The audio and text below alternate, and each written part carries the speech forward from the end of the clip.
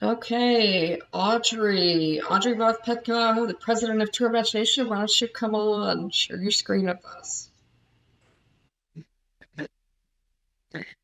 Good evening, everyone. It's nice to be with you all again. I see people are still joining. I trust everyone is safe and healthy. We are well into the new year already, even though celebrations don't seem that far off. And tonight we are happy to present to you the Odyssey of an Organ, Immigrant Furniture and Traveling Exhibits with Andy Schmidt-Andries as the lead presenter and director of the Kaufman Museum. Other members of the project team include Reinhild Cowenhoven Jansen, David Kreider, Austin Prouty, Chuck Regier, and Karen Schlebaugh. Just a few more people coming on. So let me introduce you to Andy Schmidt-Andries. She has worked at the Kaufman Museum since 1993. The majority of her time at the museum has been spent as curator of education. In that position, she was responsible for special events, educational programs for children, families, and adults, the museum's store, and volunteers, including student staff. In her role as the museum educator, she has led over 50 bus tours for senior adults to sites in Kansas and nearby states, and hosted over 1,500 field trips to the museum for over 65,000 children and more. Wow. In August 2020, Andy became director of the Kaufman Museum. As the director, she has added project coordination, administrative work, long-term planning, and financial management to her list of responsibilities. Andy graduated from Bethel College with degrees in German and environmental studies, with an emphasis in education, which has not gone unnoticed. Prior to her employment at the Kaufman Museum, she worked in public programming and site management for the City of Colorado Springs Parks Department. Andy lives outside Newton on a farm with her husband, her daughter, a dog, a few goats, and some barn cats. Andy, we are interested to hear the presentation that you and your colleagues will be offering to us tonight. Thank you so much, Audrey. And I'd say the key to that introduction is the presentation with my colleagues, because this was definitely a group effort. You'll hear their names again and see their names across the bottom of the screen. Before we get started, I'd like to note that we're talking tonight mostly about European immigrants and their history. But there were people living in Kansas long before those immigrants came to this area. So I would like to take a moment to recognize that Kaufman Museum stands on the prairie where many original peoples hunted and farmed before the arrival of the European and American settlers, particularly the Wichita, the Kaw, also known as the Kanza or Kanza, and also the Osage lived in this area. As you learn about Kaufman Museum exhibitions this evening, we hope that you honor the contributions Native Americans have made to our nation's heritage, and in fact, our continent's heritage, and commit to respecting their descendants and learning about their rich cultural traditions. And with that, I'm going to let Sandra go ahead and start our program, and we're eager to share Kaufman Museum with all of you.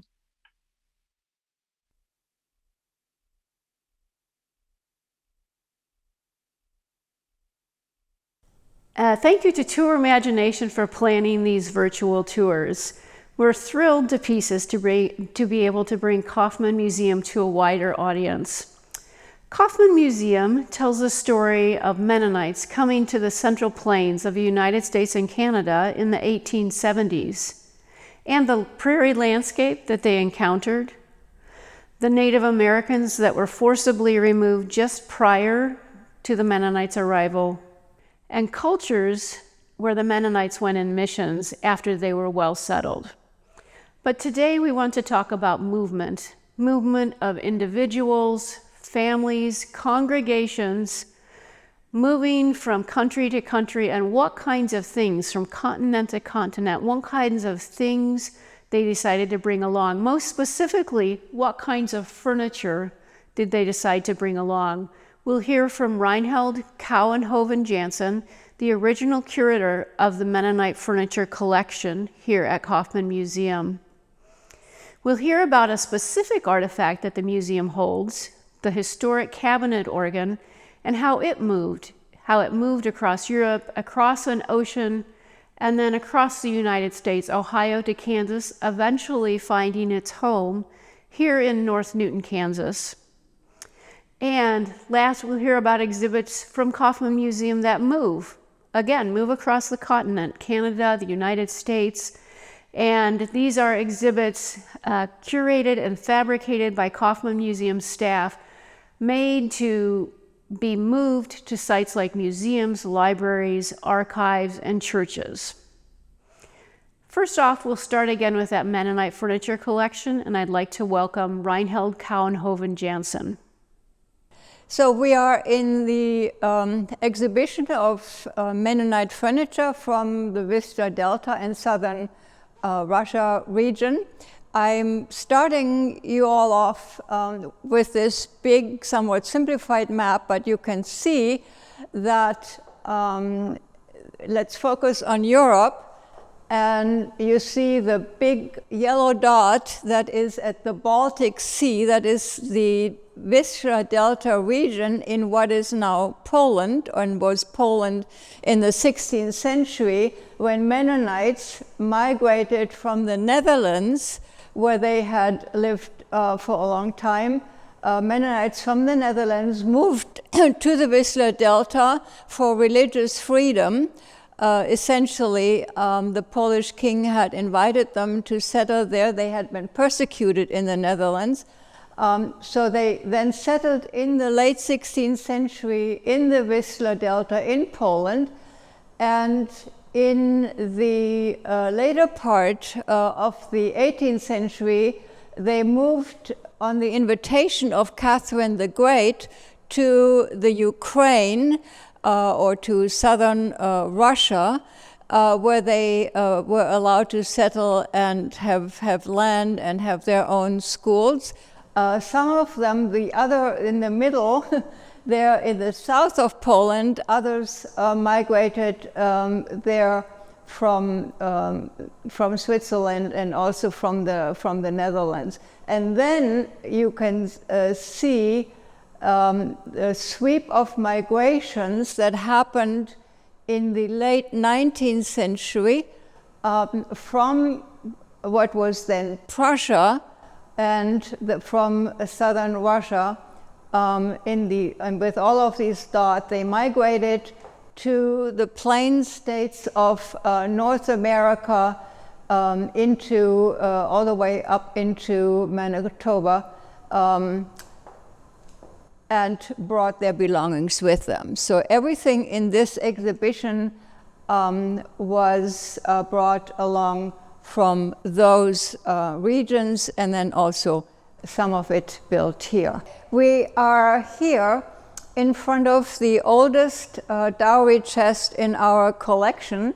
It was made by fine craftsmen in the region out of ash veneer, and then with darker inlay in a very ornate pattern.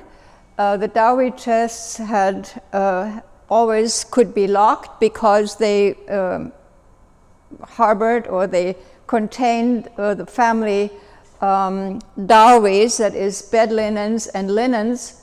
And if you can take a good look at the also the beautiful interior, the key plate is very ornate, and the tinned ironwork and the hinges are very ornate in a style that would date the chest back to the late 18th century, so around 1790 or earlier. And then one reason for the key is that this small compartment inside the chest would hold money and would hold maybe jewelry.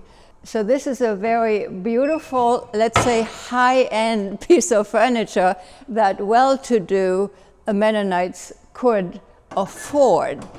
When you could not afford hardwood furniture like this, then you would get a chest made out of softwood and paint it. In 1882, a Mennonite family in what we call the Molochna colony, one of the early colonies in South Russia, gave this chest to their daughter. Now this chest, in contrast to the one we just saw, is made from soft pine, and then it is very delicately painted to simulate the light color of ash veneer or of hardwood veneer, and the decoration corresponds in style to the one that we saw on the other earlier chest, to simulate inlay, but it is all painted.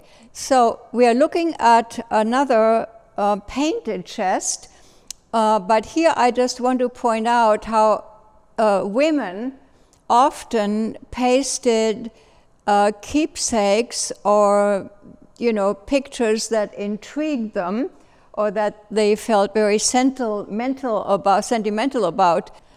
We are standing here in front of the oldest wardrobe brought by a Mennonite family from the Vistula Delta to this country. This style that we see in this wardrobe is typical of early and mid 19th century European furniture styles. So the Mennonites embraced the culture around them. They had lived in this area for hundreds of years. Now here we have a wardrobe that is somewhat smaller in scale than the one we just looked at. This was actually built by a Mennonite craftsman. There were many Mennonite craftsmen, cabinet makers, who continued building furniture once they had settled here in Kansas. So this was a wardrobe made by a Mennonite craftsman in Kansas in around 1885, 5-10 years after they migrated here. This particular wardrobe, also made of pine and then with simulated very dramatic graining, was also made by a Mennonite craftsman who immigrated from southern Russia, from the Molochna colony to Kansas. This was made around 1885. What we can see here is that is made up of component parts, of 13 separate parts that then get assembled. This would facilitate moving this large piece into a rather more modest home. Thanks to very astute Mennonite collectors, such as Ethel Abrahams, who assisted me with the research for this collection and interpretation, she collected the tools that Mennonite craftsmen used for their painted furniture. And then we also wanted to highlight the great skill in joinery that cabinets display, and also the other furniture in this exhibition. So all of these wooden blocks that you see here actually are the different kinds of joints that the cabinet makers mastered. The Mennonite cabinet maker Franz Adrian emigrated from southern Russia to Kansas with his family in the late 19th century. All of these pieces that you see here, the wardrobe, the door, the chimney cabinet, the corner cabinet, were made by him for his family home. he made this wardrobe in one piece in contrast to the wardrobes that were, a few wardrobes that were brought from the Whistler Delta that could be disassembled and reassembled. This cabinet maker's daughter is said to have painted the lovely floral ornaments on his cabinets, on this particular wardrobe on the door. I'm David Kreider, technician and collections coordinator here at Kaufman Museum, and I'm delighted to introduce you to our historic cabinet organ. The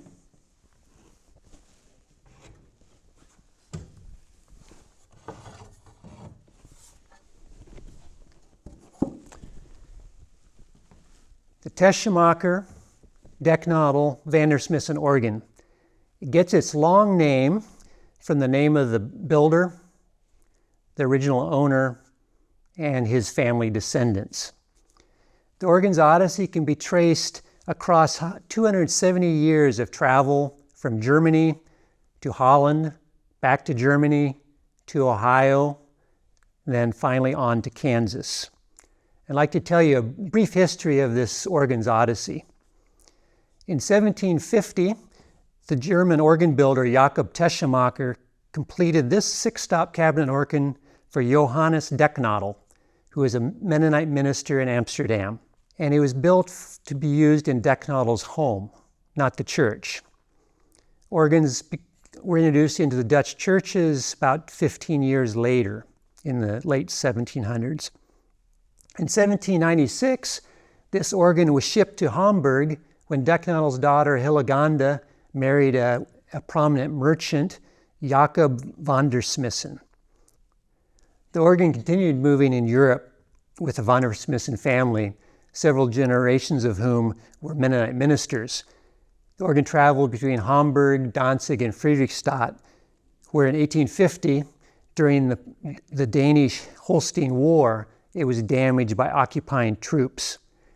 In 1868, Pastor Carl Justus Vandersmissen brought the organ with him to Ohio when he became the headmaster of the first Mennonite institution of higher learning in Wadsworth, the Wadsworth Institute, where it was thought to have been played during services there.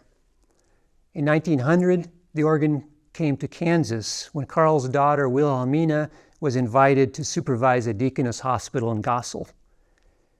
She then, with her brother Carl, donated this instrument to Bethel College in 1910. Kaufman Museum has been the organ's caretaker since 1940, and we're privileged to have the only Teschemacher organ outside of Europe, and to be able to preserve this important artifact, which illustrates a Mennonite family's migration story. The instrument's last major journey was in 2007, when we disassembled the organ, packed it, and drove it to the Nowak Organ Company in Massachusetts. There it received an extensive, historically accurate renovation, bringing the instrument back to its 1750 playing condition. We now display the organ prominently in our auditorium and use it for recitals. And now, via the capable hands of Karen Baumann-Schleybaugh, retired professor of music at Bethel College, let's listen to the voice of the historic Teschemacher Decknaudel Vandersmissen organ.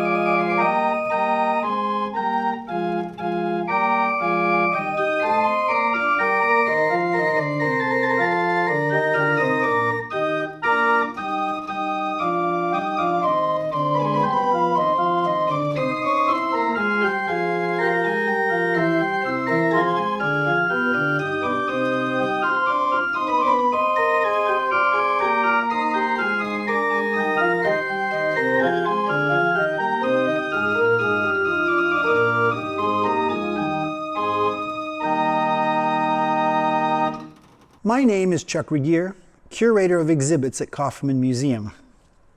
Kaufman Museum is located in a sparsely populated area. By designing exhibits to travel, our collection and the stories they tell can be shared with a much larger audience. Traveling exhibits allow us to leverage a larger revenue stream than would be possible for the traditional temporary installation. In 1990, Kaufman Museum opened the Mirror of the Martyrs exhibit, inspired by the rediscovery and purchase of 23 copper etchings used to print the 1685 edition of the Martyr's Mirror. When raising funds to purchase these rare works of art, the decision was made to also fund the development of a mobile exhibit to present this story across North America. Our desire was to create a high-quality exhibit that was dramatic and visually compelling, but that would also be cost-effective to transport, quick to install, and easy to pack. The display panels are connected to an aluminum structure with Velcro, making them easy to reconfigure, take off and reconfigure in different locations, but also to house the electrical wiring necessary for the exhibit lighting. We chose to add lighting to the exhibit because we knew that in many venues there would not be track lighting and other museum amenities. Rather than building crates and paying to ship the exhibit, we purchased a used 15-foot moving van, outfitted to safely pack the exhibit components.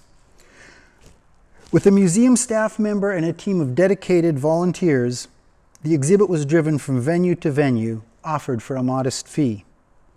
During its first 10 years on the road, Mirror of the Martyrs was installed at more than 60 venues across the US and Canada, at colleges, churches, art galleries, libraries, and other venues, including an Amish barn and a machine shed.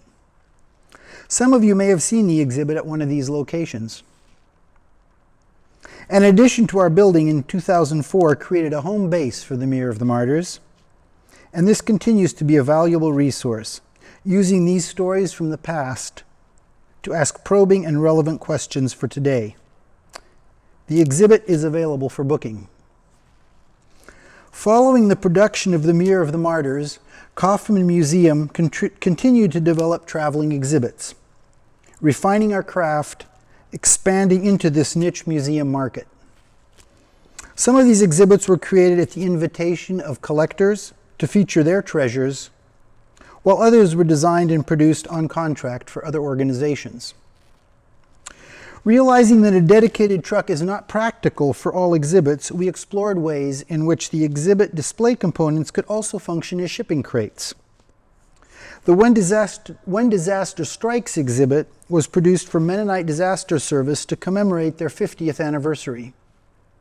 Each crate contains all elements for one exhibit module and could be set up in a few minutes. This concept was used to create an exhibit telling the story of the American bison, which Kaufman Museum tours on behalf of the National Buffalo Foundation.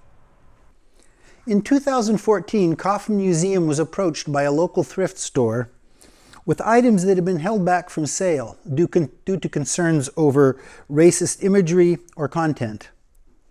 We developed an exhibit using these items to promote community conversations around issues of stereotyping and racism. The Sorting Out Race exhibit used these crates that turn inside out to become display cases.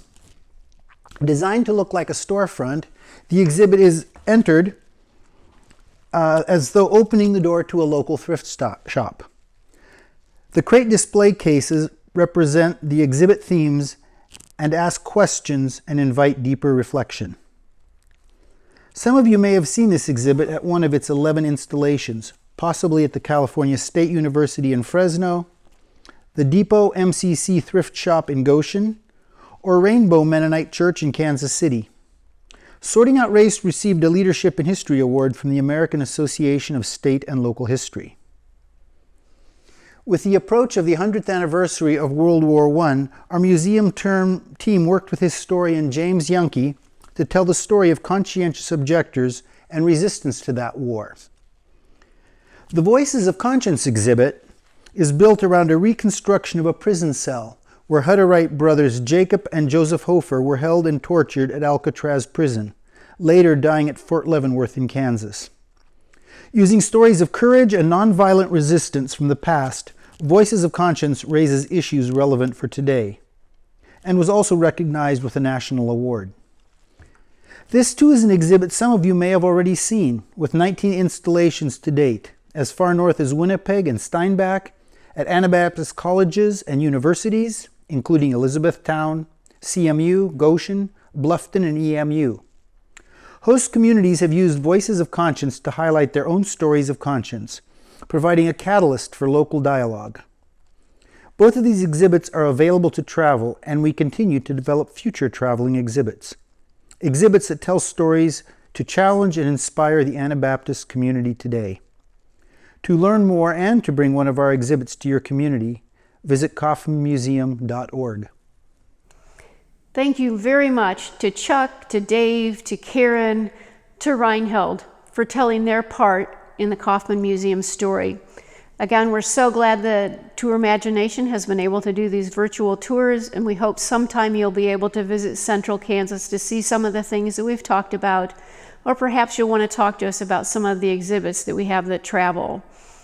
We have both the museum website and the museum email up on the screen. You're welcome to copy those down. Perhaps someone can put them in the chat also. And with that, we'd be happy to hear your stories or take your questions. We'll have everyone on the line tonight that was a part of the program. So let us know what you think. Wow, that was amazing. You guys are incredible. So innovative with those displays. I can't even believe it. I'll just give you a minute to have all the presenters start their video, and then we will start with the questions.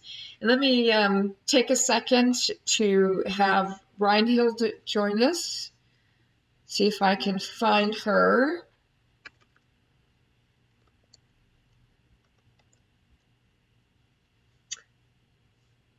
Looks like I'm not seeing her easily.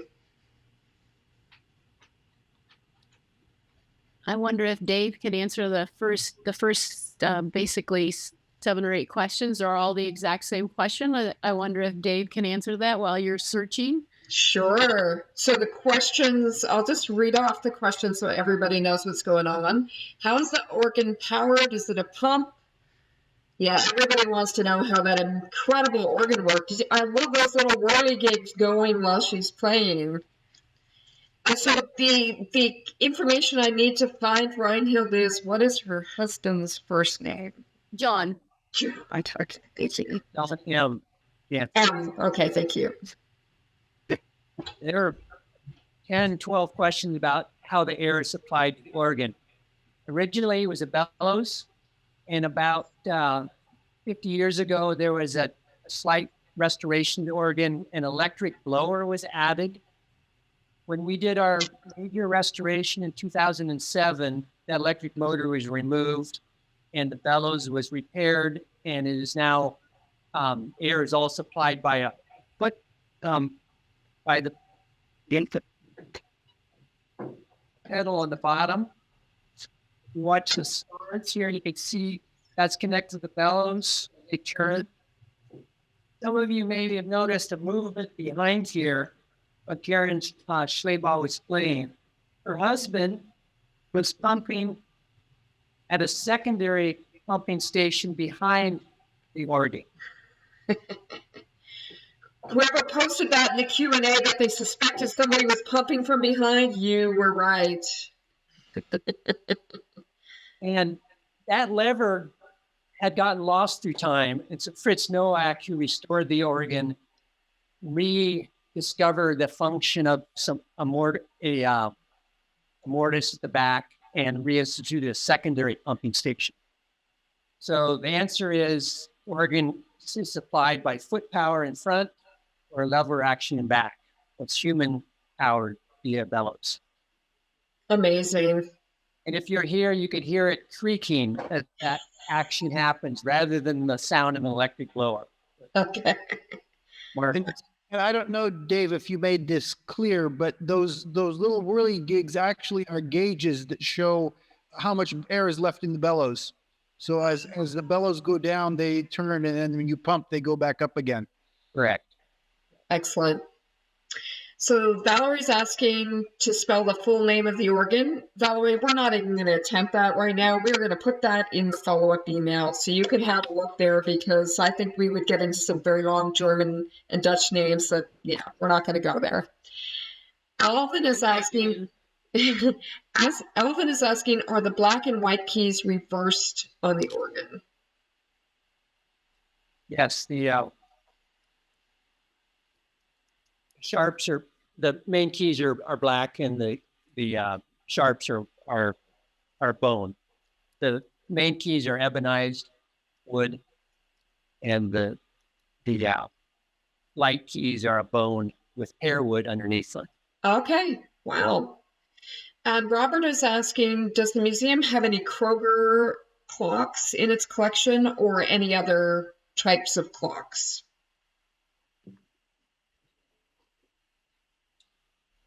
As Reinhild, That's right. That's actually a good question for Reinhild. yeah, And she's just getting on. Here she is. I hate to spring a question on her. Maybe we should let someone else. Well, one thing I would say, Andy, before she answers that, is in the background, if you look closely behind me, I think there's probably at least one. Yeah, I can see it back there on It's small, but to the back, our left. It's quite there's small. one right there. Okay.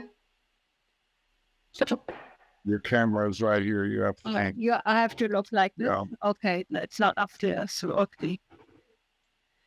Great. And we have a question for you already, Reinhold. Can you talk to us about the clocks in the museum? Actually, that was cut out of the original taping. I mean, the clocks. Yeah, we had a time limit, but the clocks are absolutely key. A very iconic part of the migration furniture that people from Western Delta and from South Russia brought. My parents gave us a clock like that, a modern one. They are still made in the Netherlands. Because John had said, wouldn't it be nice to have a pendulum clock that the ticking at the soul of our house, the heartbeat of the Beautiful. regulated people's lives. If they cannot quite understand. And anyway, Mennonites didn't have church bells, for example, that you have in traditional villages in Europe that would regulate or like the song or what you have clock in our book. Lovely. What I like to say is that interestingly, the older clocks, like late 18th century, for example, early 19th, often have beautiful illustrations from the Old Testament, for example. And then in later times, particularly with landscapes, flowers, and there are lots of Mennonite clockmakers who were making clocks in the Western Delta and South Russia. And the Kroger clock manufacturing family was perhaps the best known one of all those clocks. Maybe that's a little bit of your question. That's great. So you have examples from different clockmakers in your museum? We have very old clocks, and we have more recent, more fancy ones. The old ones have only one hand to show the hour.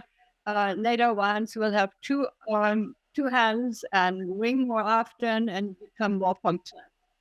Excellent. Metal. And Shelley is asking, the traveling displays looked fascinating. How far in advance do you need to book a display?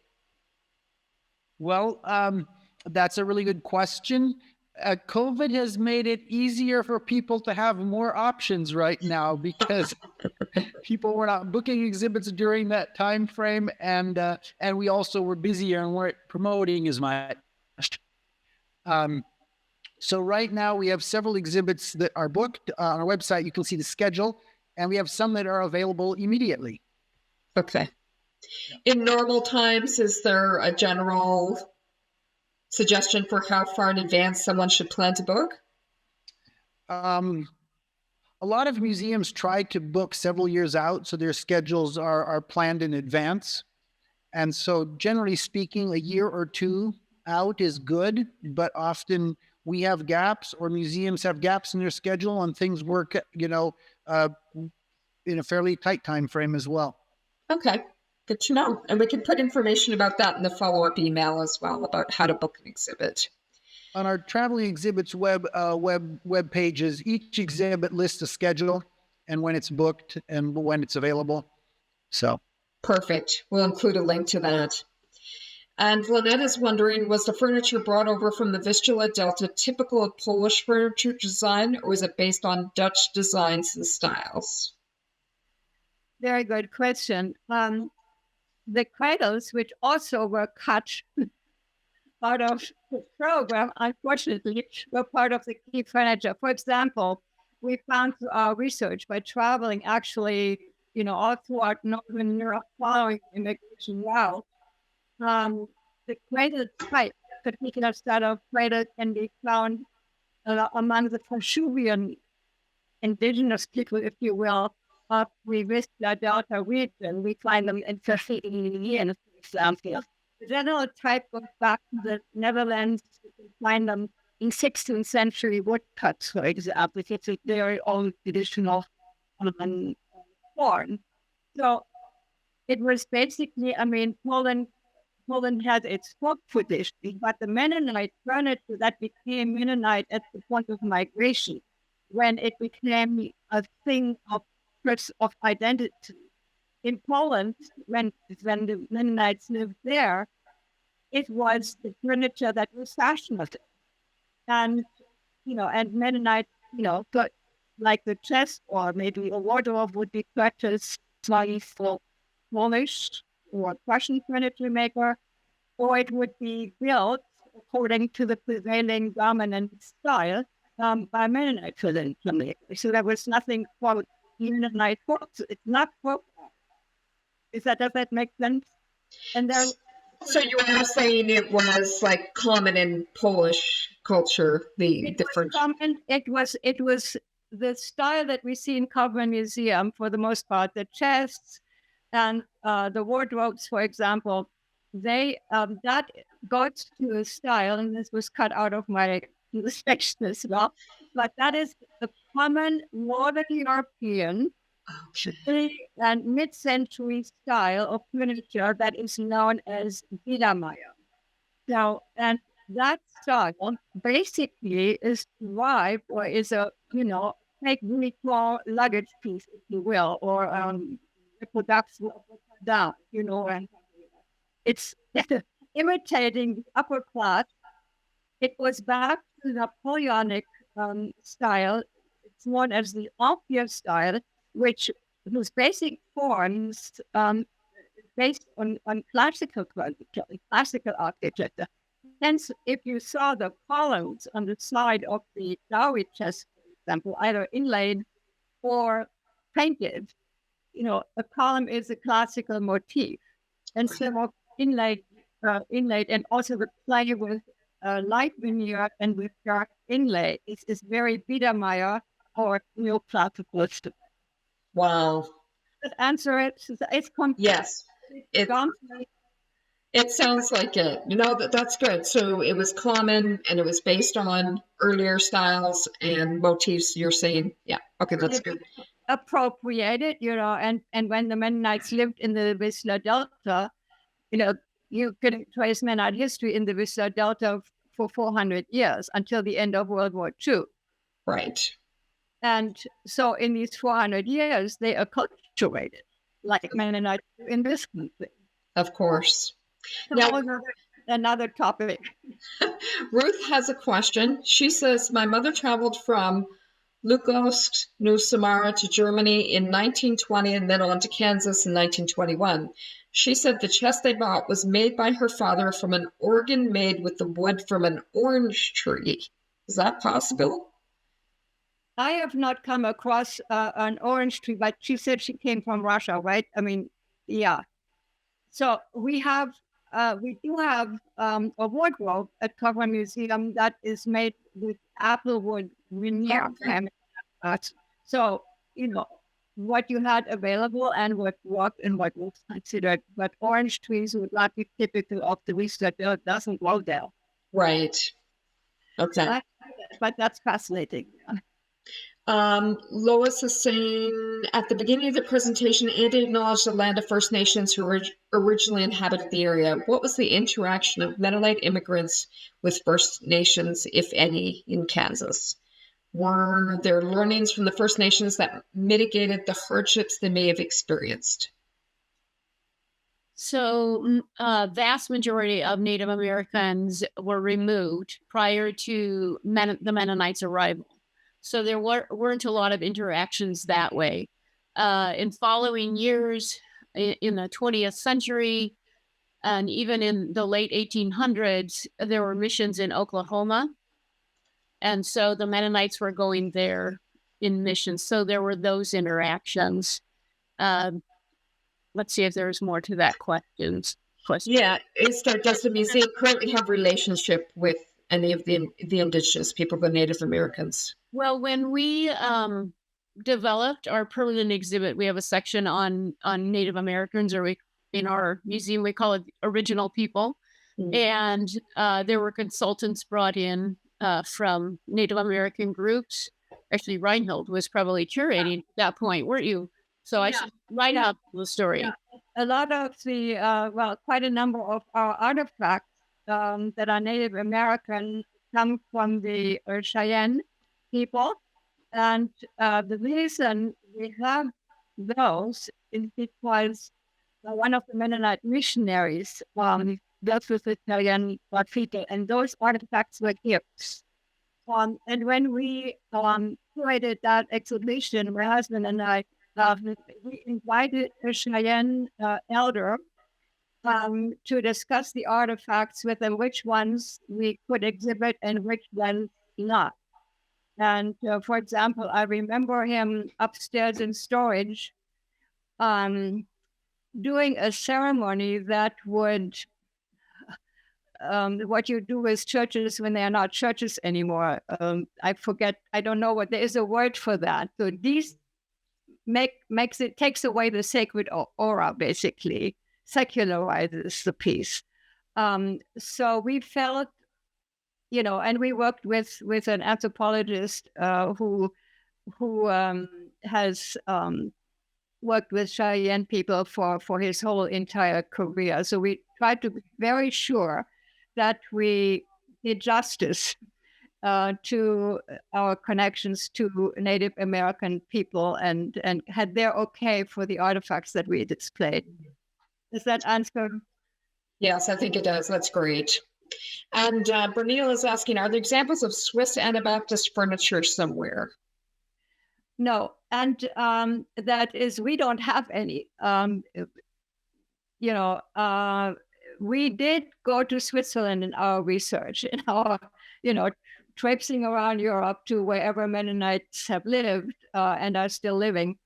And we found, nothing there in material culture or in folk tradition. As I said, it's not a folk art, and it's Swiss Slovenians. It's maybe the Swiss Slovenians might have the odd piece. We do have one dowry chest that is Swiss Slovenian, and the style is quite different. And that would be a regional style in that area of Poland where they lived. That's all I can say. Okay, no problem. And this one's probably for you too, Reinhold. John is wondering, when did the clockmaker switch to minute hands? I believe you mentioned it in passing. 2 hands. 2 hands. When it switched to 2 hands, all I can say is read Mr. Kroger's book on Mennonite clocks. I mean, you can find that book online. At Kaufman Museum in our museum. And also thank you, at the Kaufman Museum store. Go to the store if you can. Don't have Amazon ship your stuff. Anyway, you have an opinionated old woman here. Yeah.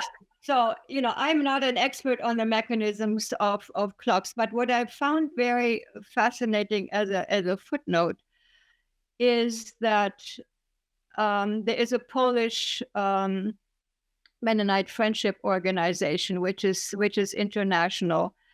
And when we were in Poland in 1991, the first time, and in 1993, Polish museum people began to pay attention to what they had in Mennonite furniture and what we now call Mennonite furniture. And according to their collection history, they would have the names of people who had it. But, Mennonites also fled the Vistula Delta after World War II or during World War II and couldn't take anything along. I mean, they were war refugees. And so the material, the stuff, if you will, was around, and it got into their, Polish collections. And about 10 or so years ago, I collaborated with a Polish curator in the Vistula Delta on an exhibition that she was doing on Mennonite furniture and Mennonite presence in the Vistula Delta. So the Polish people are now very cognizant about the role and the contribution that Mennonites have brought to the Vistula Delta, to Poland. So that was very fascinating to see. And there's a whole other dimension that is parallel to that in southern Russia. One of our research trips led us to Polish settlements, not in the Ukraine, but we went because, again, the war erased so much there. But we went to the southern Ural region, where you have daughter colonies of the Kornitzer colony, and that was in 1991, and it was just at the fall of the Soviet Union. But anyway, when we visit the former Mennonite villages there that were all collectivized during the Soviet regime, local Russian school teachers in these villages had started collections of Mennonite furniture.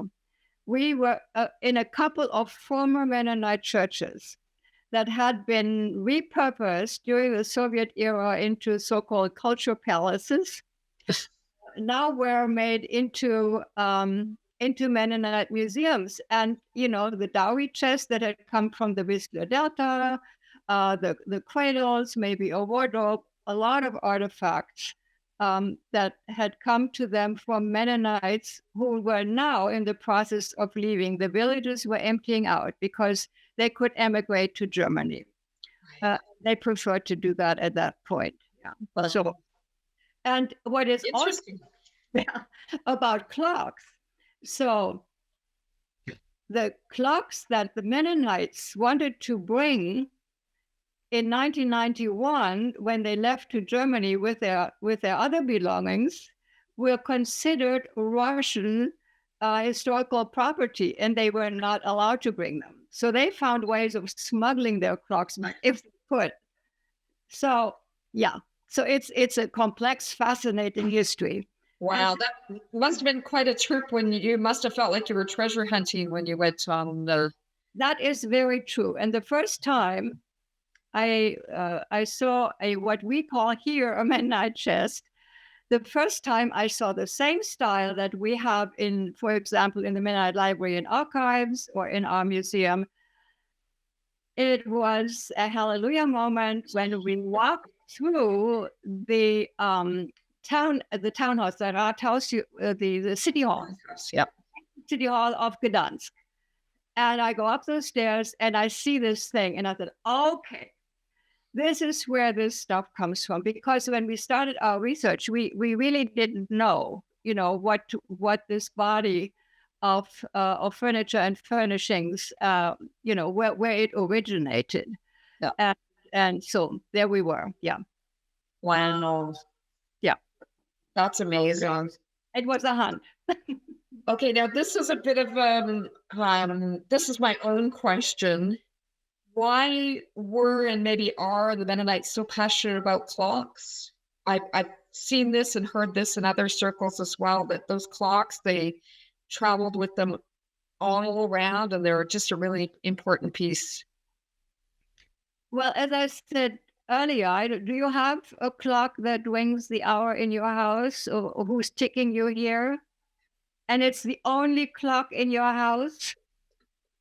And it was a gift, Right. I mean, for your wedding. Maybe it was a gift to the grandparents. Yeah. And it is small enough that you can take it along, and it says home. Yeah. And, I left Germany, I mean, I'm not a refugee or anything like that. I married my beloved husband, who happens to be a Kansan.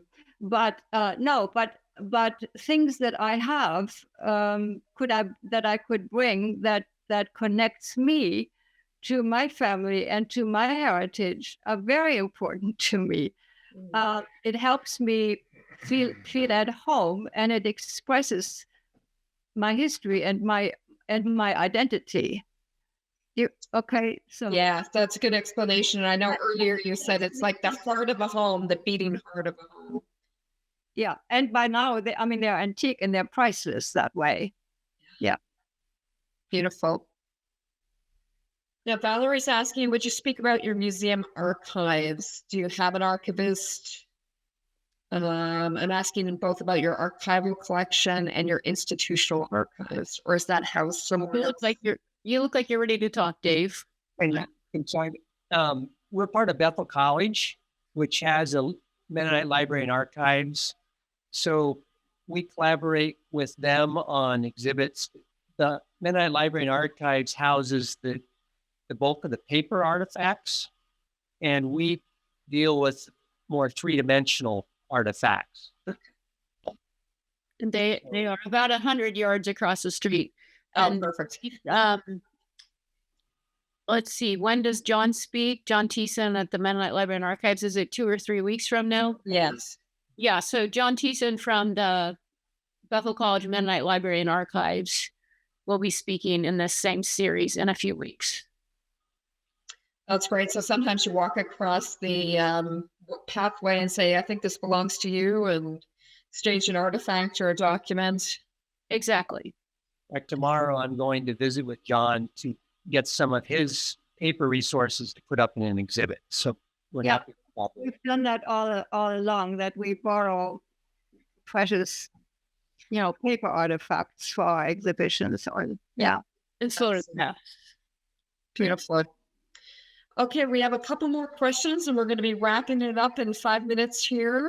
Let's just see. Does the museum have any genealogy resources? Shirley is asking. We also send them across the street. Okay. We have a few things. We have ship lists of Mennonite immigrants from the 1800s into the early 1900s. But mostly we refer them to John Thiessen at the Mennonite Library and Archives. I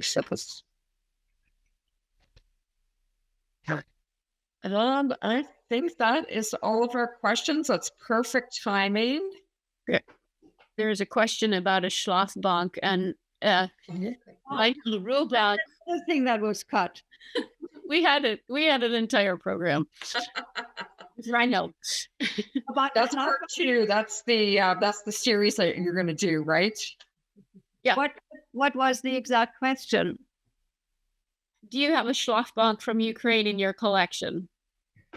Not from Ukraine, as far as we know. They are too large.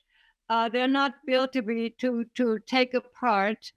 And if you want to, pay for freight, you have to be really well-to-do to transport a Schlafbank in one piece. No, but Mennonite craftsmen, the immigrant craftsmen from the Ukraine, they built them here in Kansas. And we have several, and we have also the pull-out back bed. Some of the Schlafbanks were made to to pull out to be a double bed, but they would also be used as a sofa or sitting bench or resting bench or settee, if you will. Yeah. Perfect. Great. Well, thank you all so much. What a fabulous team effort. I can tell you guys are all passionate about what you do, and you do it with excellence. So thanks again for the presentation, for sticking around for the Q&A. Sure. Thank you to Tour Imagination. You're welcome. Yeah, we're happy to do this. All right, everyone. Hopefully we'll see you next week for Joe Springer's presentation. And thanks again, everyone, for joining us. Have a good night. Good night.